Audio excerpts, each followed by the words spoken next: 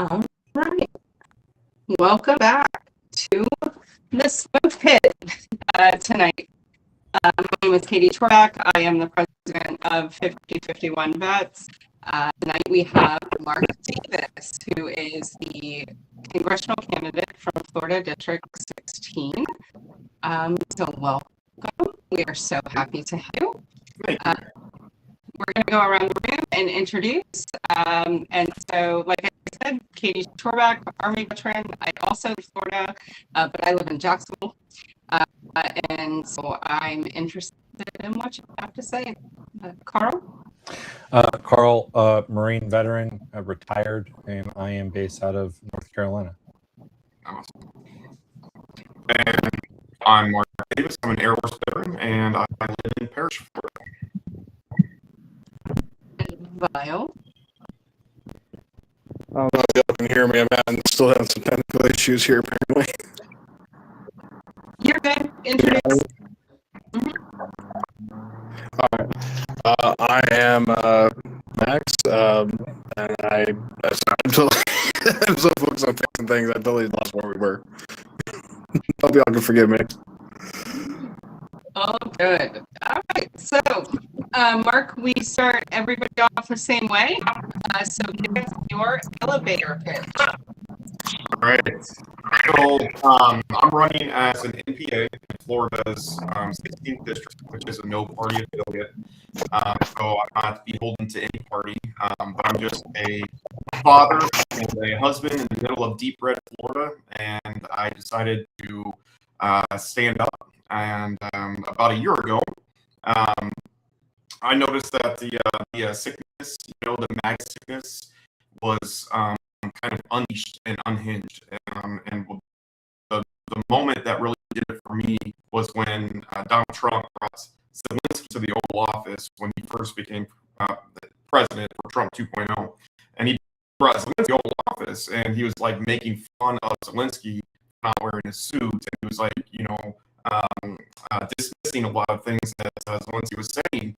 And it was very childish, and he was talking to the president, of a country, of a democracy that's fighting for their lives, and it was very odd for me to see it. And I kind of saw it out the corner of my eye, and I was looking at the TV, and I was like, oh man, it just kind of made my blood boil, like, oh, that was weird. And then about a month, or maybe a week or two after that, my parents had taken my kids out to eat, and without me and my wife, and so they took them out to eat, and when they came home, my daughter said to me kind of privately and said, "Hey, Grandma said that I don't have to listen to you about politics," and I was like, I was like, what? And I was like, I don't really even talk about politics, I'm trying to, I keep my eye on it, but I don't try to sway my kids one way or another. They're 13 and 9,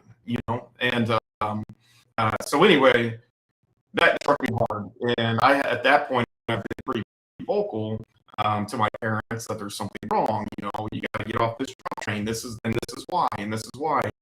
And they just didn't listen. And at that point, it just kind of scared me more that when I saw a country that was leaning towards fascism, and I'm seeing that fascism grow in my own family and my own parents, right? And then even my parents are telling now my kids not to listen to their father, that made me snap. And then, so from then on, I just kind of started blasting off online. And fast forward a few months later to today, we have like over 200 followers on social media. We're getting like 30 million views a month, like on our videos. We have a podcast, and we're interviewing different candidates from all across the state, and we've had Marijuana Kinter on, but a lot of different candidates, and we're just really pumped up, excited, energized group, and we're just ready to some change. We think that change needs to happen really, really fast.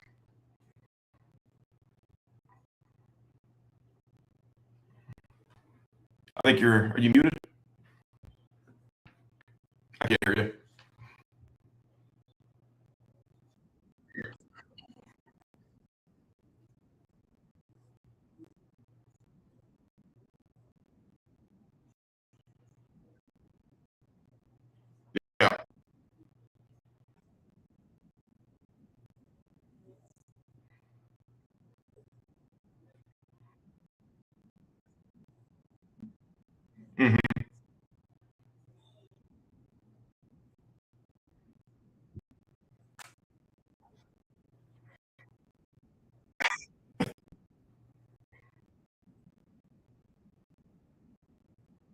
Appreciate it.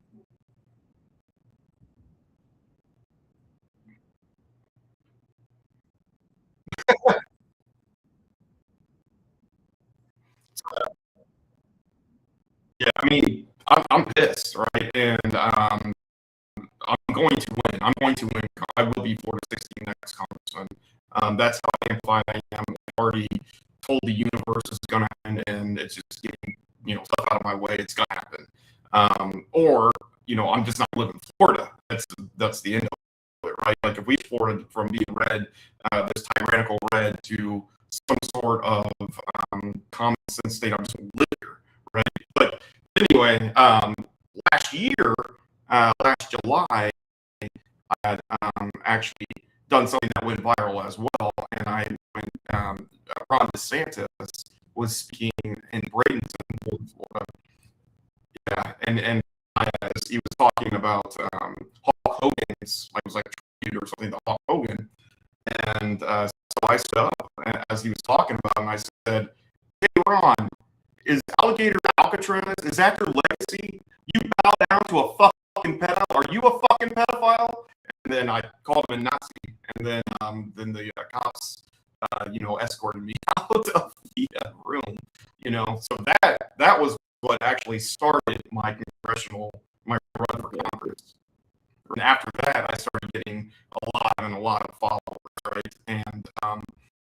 But anyway, as far as the Nazis.us, I think I was just sitting here literally, and I just thought of it, and I thought, hey, that might be funny. So I went to GoDaddy.com and I bought Nazis.us, and then I had it rerouted to the DHS website, so that when you type in Nazis.us, which it take you to the DHS website, right? Which are acting like a bunch of fucking Nazis right now. So I thought it made sense, and then you put your information, right? You put your information on the website, and so if there's computer dorks out there, they can look up who bought that website, right? I put my name, and then I put markdavisforcongress.com donate, and it went viral. It went all over the place. It was on. I live in Florida. It was on like Channel 8 News in San Diego. It was crazy, and it worked, right? And the DHS, they even had a comment on it. They said that they broke the link. You can type it in today, and it still works. But anyway, it was just a mirror. We're just tired of this bullshit, and that went global. I had people in Australia typing in Nazis.us showing me screenshots that it takes you to the DHS website, so everybody knows what's going on. So anyway, and that's what this campaign is about. We're not hedging any bets. We're going right through the chest of MAGA, and we're not taking any prisoners. We got to get some sanity back in this country. I find it to be hilarious. Like, I don't know about you, Carl, but I didn't know it was a Florida candidate. Actually, Vile is the one that I think put it in our chat and was like, actually, this guy's in Florida. And then he's like, oh, he's in my district. Yeah. And so the funny thing is, like, it got a good response, and I think for anything, I just did it for me because I want to type in Nazi.us and it goes to the right spot.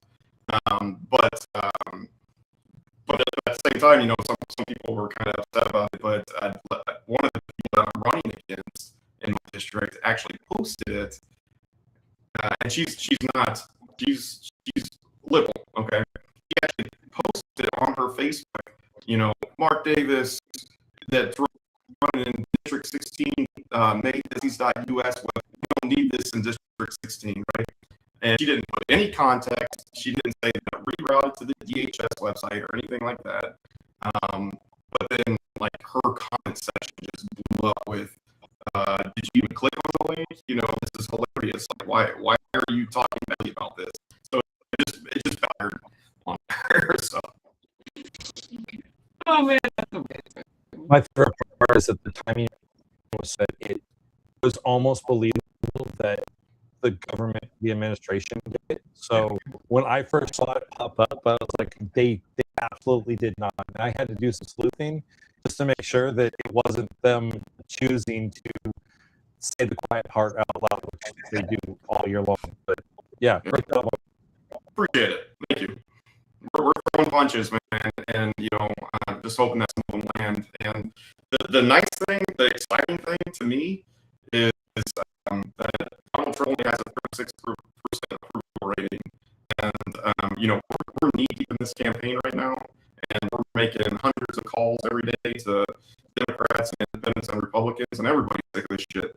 They're sick of Trump. They're sick of the corruption, and they're looking for a way out. And the nice thing about running as an MPA is that I don't bow to any party. The only person that I bow to is my constituents, and I'm going to do everything I can for my constituents. I don't care if you're a Democrat. I don't care if you're a Republican. I don't care if you're an Independent. If you want to negotiate with me to improve the lives of people in District 18, that's all I care about. And that includes lowering the cost, and that includes universal health care, single payer health care just makes sense. We got to get this country back on track. I mean, for the past 10 years, we've been weighted down by this bloated pedophile. And now we need to just get away from that and start getting our country back to a place where we can be proud to say this is home. Yeah. I mean, the country is a mess. All can agree there. And the tide is turning.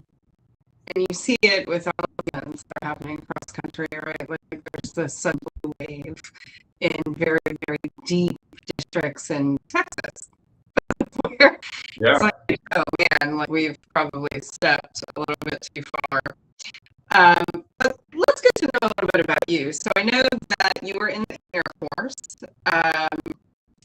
Can you tell me a little bit about your service, and then what did you do like after the service?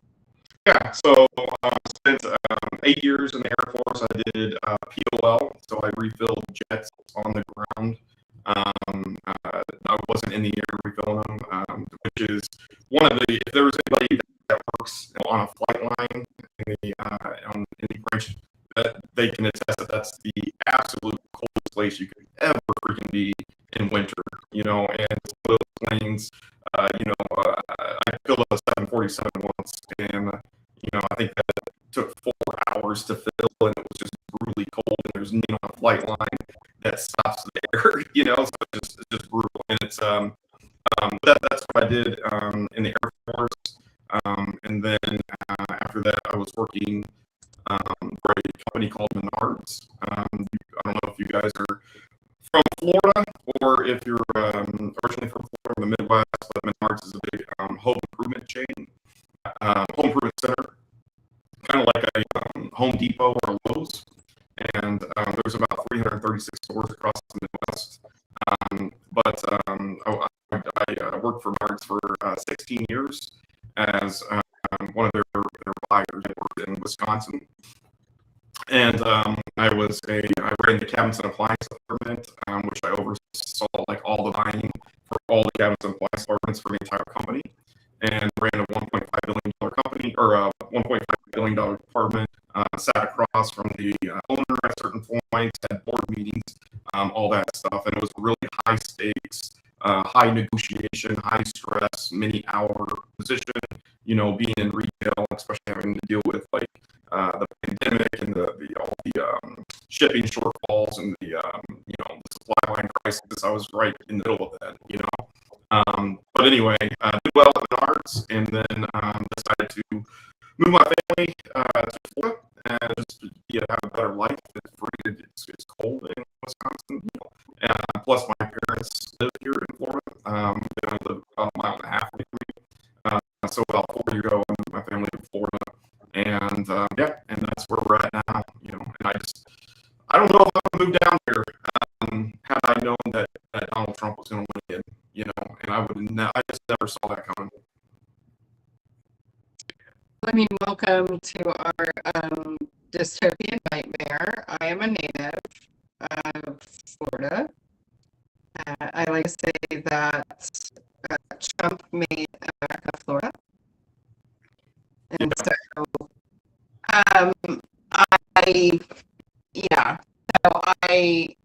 I find your after military interesting, especially with negotiations, especially within Congress, because we're at like a pretty locked Congress, right? It's only dependent upon a few votes, and that sucks. Yeah. So, how do you think your military service, right? Like, so how do you think your military service and then your career after translate into policy making? I think I owe everything to the military. That taught me, how to show up on time, how to be respectful, and how to be organized, and how to work hard. Right. It taught me everything, and I moved that right into Menards, and Menards, the very person that knows the company, is running very strict.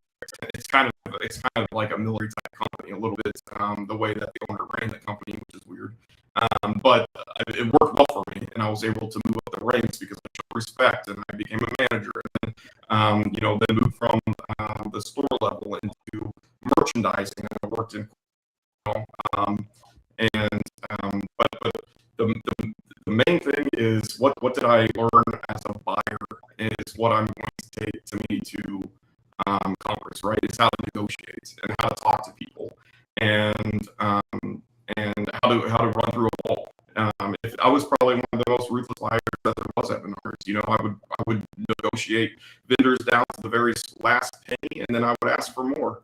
And we wrote all the contracts, and we made all the terms, and we decided all the shipping and the packaging and everything about everything that was in our category.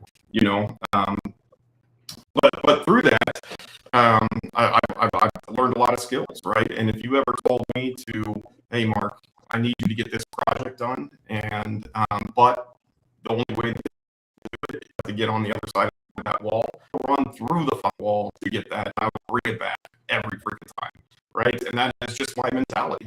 And I have some videos. I'm writing a book. It's like this Machiavellian breakdown of how we defeat this whole Trump administration. And a little bit about it is you just kind of have to check the conscience at the door. And one of my analogies is that when you go into the arena of the fight in the negotiations, kill. So when you get into that negotiation, that's when you attack, and you've already made up your mind, right? And the goal is to win. And a lot of these congressional people, Democrats and Republicans, don't know how to negotiate, right? And especially right now, when we're negotiating with a tyrannical government, a government that will lie, cheat, steal, and do whatever it takes to steal the narrative. And you have to have somebody that will let them go, that will keep their teeth in them, and will expose them to the public and just blast them with truth until they just fall apart. I agree. Carl, do you have anything thus far?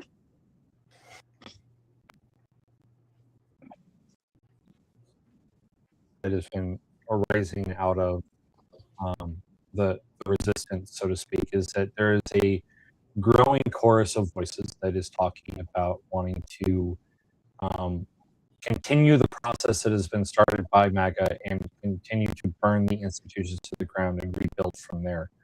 What would you tell constituents who have that mindset? What would you point out to them about why that is or is not the solution to the problem? Yeah, I don't like the word burning to the ground. I don't think anybody likes that. But I think at the same time, I think we need to realize where we're at, right? And we have this whole Epstein billionaire class that has shown themselves that there's a whole entirely different reality for a subset of people. And those subset of people are running the world, right? So, yeah, maybe we need to burn it down. Maybe we need to get these congressional candidates out there that are supporting APAC. Maybe we need to get people out to take corporation funds. That maybe we need to get people out that think it's a good idea that corporations can give endless amount of money to candidates, right? I'm just a father and a dad, and I'm just pissed off, and I got all the energy in the world to make some change, and I don't want somebody that comes in from Washington into my district that has $1 billion to mute me out after all this hard work I did as a grassroots candidate. It just doesn't make any sense, and it gets people disengaged from the whole system. So I think there will be a revolution during the next election. I think we're going to replace not only these red congressional folks with progressive congressional folks, but we're also going to get a lot of these dinosaurs out of there and get some younger energy in there. And people are actually being impacted by these crazy policies that they're doing. Like I talk to a lot of people here in Florida a lot every day, right? And I can't even blame some of them. Some of them, especially retirees around here, they have no idea how bad the schools are in Florida. They have no idea that their vote when they vote for a Republican right now is a vote to defund public schools, right? And that makes my life bad. They don't understand it and they don't see it. So we need politicians that can properly expose that and continue to expose it and show people what the truth is, right? And get money out of it, because I don't give a shit if you're a Democrat. I don't give a shit about the Republican Party or the Democrat Party. All I care about is my family and this country. That's it.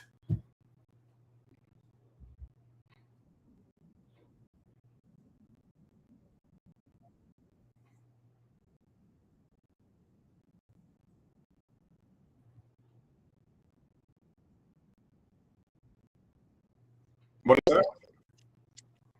Money out of politics. So we do have a question from the audience from Vile that I will put up here. First question: what specific federal goals do you have when you win the election, like legislation, stuff like that? What are your specific goals? So I got my top three.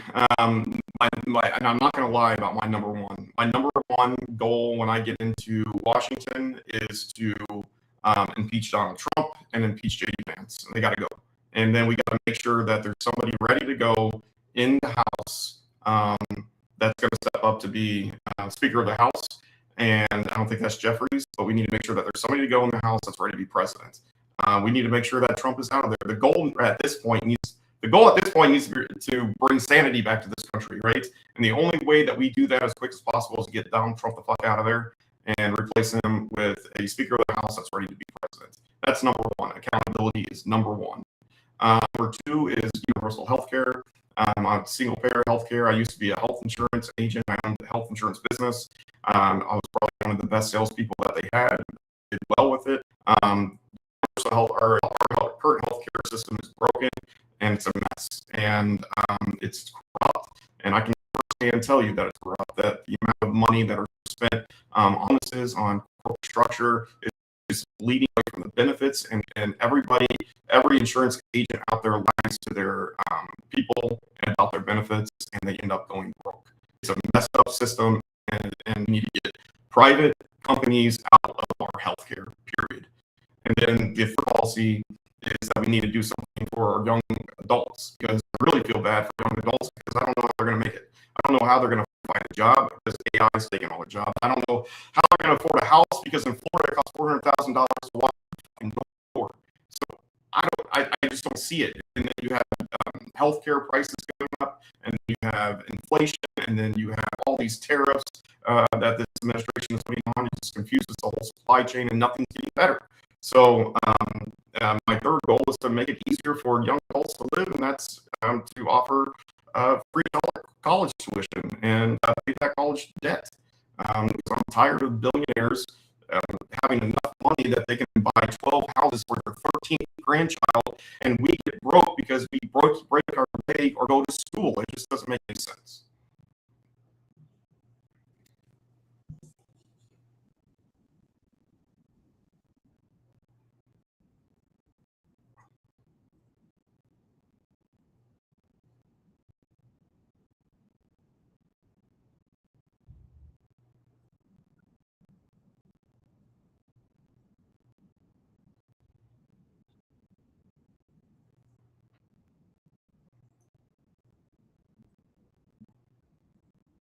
Yeah, I mean, so the thing is, like with ICE, is it's just a small section of DHS, and it's not just ICE that's out there, attacking people. It's the DHS. So do you? The question is like, do you abolish? Like, how many programs do you abolish? But yes, the answer is yes. These guys are out of control. I don't even know who they are. I don't even know if they have training. And if we're going to rely on Donald Trump to tell us that it's okay, trust me, bro, we got this. That these guys, 60,000 or 100,000 or millions or whatever the fuck agents that they hired that shoved out in the street with very little training are ready to protect us, and they have our families and our communities' best interests. I'm going to tell you, you're full of shit, right? So I don't trust any of it. So yes, in essence, yes, we need to abolish ICE, and that whole word needs to be erased from existence for America, because ICE is done. They've ruined themselves. They are Gestapo. And yes, it needs to be. Yes, we need protection. I think we need to look into the whole program, because that whole program started, from 9/11. And at what point do we have to stop fucking governing or being so goddamn paranoid that we put an agent and a camera everywhere on us? So I think there's a whole lot to look at and unfold there.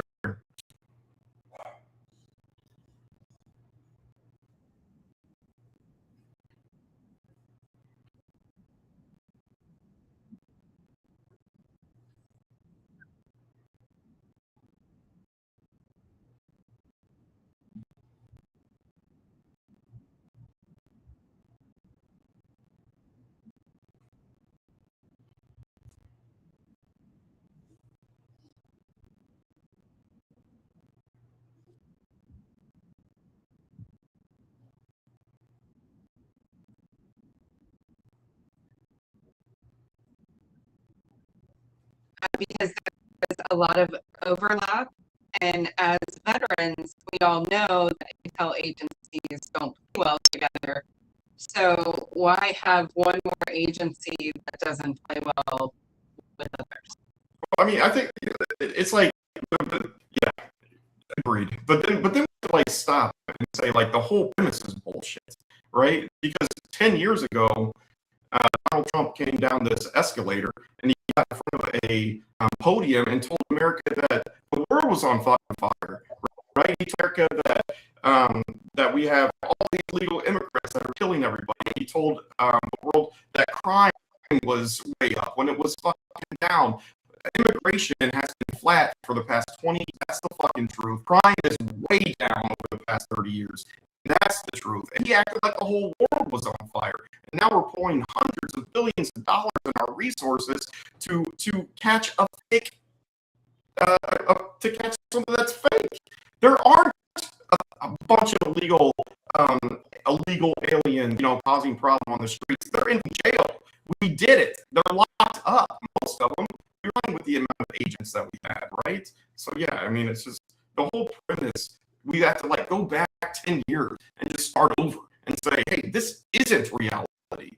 This is what actually happened at this point, and this is what we need to do. We need common sense reform. We need immigrants to come into the country. We need working families to have a pathway to citizenship. We want your tired. We want your immigrants. That has to be. Right now, Donald Trump brags that nobody's coming across the border. I don't even fucking want to be here sometimes when he's president. Nobody wants to come here right now. He did it. He made America a place nobody wants to fucking go to. I don't know. The whole premise needs to change. We're spending all this money when we could be bettering our lives with better healthcare, with tuition. We're chasing these Fox News headlines that are all propaganda. So I have an additional question here. I know I saw Vile drop a question, but real quick, in the line of accountability, Congress, we've got three branches of government for a reason. Each branch of government is a co-equal branch, yada, yada, yada, not to bore the viewers. But what has been happening over the past several decades, since the 40s, is that Congress has been slowly and steadily taking a step back and allowing the executive branch to take over when it comes to developing laws and setting policy and running the show in our government. The judicial branch, same thing. What if, when you get elected, what steps would you take as a representative to resume or reassert congressional authority in places like international relations, where the executive agreement comprises 90% of all international agreements that the United States makes now today, when it should be treaties? And the problem with that is because largely due to the fact that executive agreements can be overturned. So we wind up with situations like Obama going in and establishing the Iran nuclear deal, which then got overturned promptly by Trump. And then we had the Paris Accords, which were pulled out by Trump during 1.0, put back in under Biden, and we got pulled right back out again in Trump 2.0. So how would you, as a representative, help reassert congressional authority? Yeah, I mean, I think Donald Trump just showed that there's this huge weakness in our Constitution, and unfortunately, and our Constitution wasn't for somebody that would violate it. They didn't expect that America would vote in somebody that didn't like the Constitution, right? So what do we do about that, right? What do we do when we vote, when America decides to put somebody in that wants to destroy the Constitution?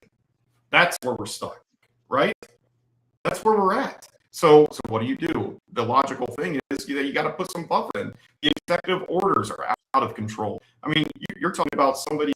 Donald Trump put executive orders in place on tariffs, for instance, and they were fucking illegal because he used a fake law, or he used a law and a fake reason to put those tariffs in place, right? And then the court said it's illegal. So now we got to send $175 billion back to people. That's a fucking mess. And then he found another law and broke that law, and then did another executive order, put 15% tariffs everywhere. Then that will be illegal. 1 year from now, when the Supreme Court finally decides on that, that will be illegal, and then he's going to have to pay all of that back. So we have to, at the amount of the executive orders that one man can do and bypass Congress. I mean, we're going to have to really put some guardrails in that Donald Trump has shown a true weakness, and it is what happens when America votes against America. I think part of, Carl, that was such a question, and it got me thinking down a whole line of over time, we have expanded the power of the executive, right? It's not just been over 10 years. It's been over a long time, right? And so I'm not sure that Congress can pass legislation, because a lot of the powers that were handed to the executive, it was done by the Supreme Court. Mm-hmm. And so therefore, legislatively, you can't legislate something above the Supreme Court, right? I mean, it's just and they can pass a law, and then the president can sign it, and then that's the law, right? So, I mean, that's how it works. But not really. Go ahead. I'm sorry. Not really, and not particularly. And this is why I say this. Here's a good example: term limits. Yeah. Everybody wants term limits. I want term limits. The only way to do that is through a constitutional amendment. And the reason is because the Supreme Court deemed term limits unconstitutional because it usurps the will of the voter. Mm-hmm. And so the only way to make it legal is to make it within the Constitution.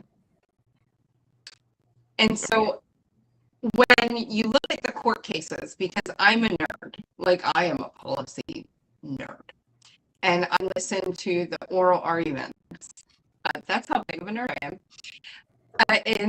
In some of these oral arguments, it is not something that can be undone with legislation, because they are already using U.S. code to justify what they're doing. prime example is what we just saw happen with the tariffs, right? The Supreme Court was like, you gotta, the Congress has to do it. It's within Article 1, and like it's exactly written out. This is what it is. Then what did we see the administration do? They used another law and they were like, well, we can do it in 50 days, so we're going to continue to do that. But they broke that. But they're using a bullshit policy. Like they're not doing the real policy. So that's going to be overturned too. I don't think, like, Carl, because I don't think so. I think that the policy that they have chosen to use will stand, and that's a problem that nobody is looking at. I don't think it will stand. I don't think it will at all.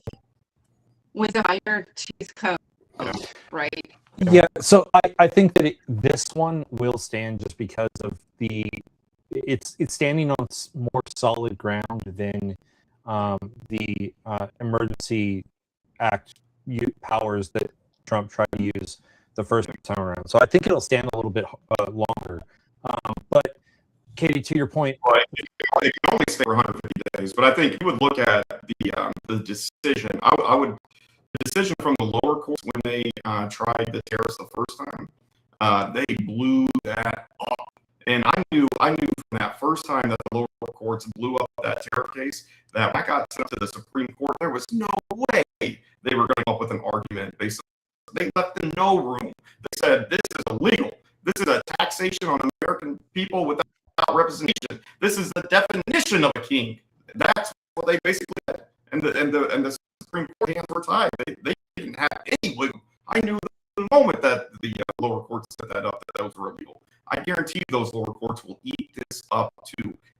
I looked at the provision that he ran that on. It's a bullshit provision from like a long time ago that deserves a very small scale of deployability, and he deployed it all over the place for no reason. There's no reason that he did it, and it will be shot down too. And then all that money has to be flowing back. It's a circle of chaos with this administration, and we can't get over it until we get them out of office. And what we need to do to fix things like term limits, to fix things like judges or whatever, is to vote better.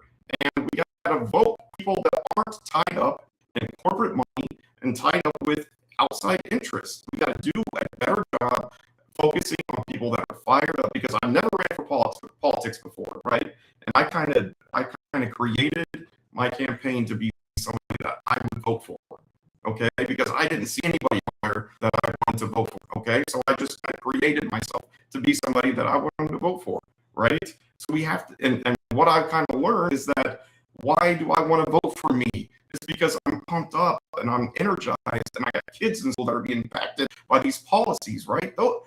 You don't vote for somebody that is 100 years old that can't even walk down the aisle. He doesn't have any skin in the game.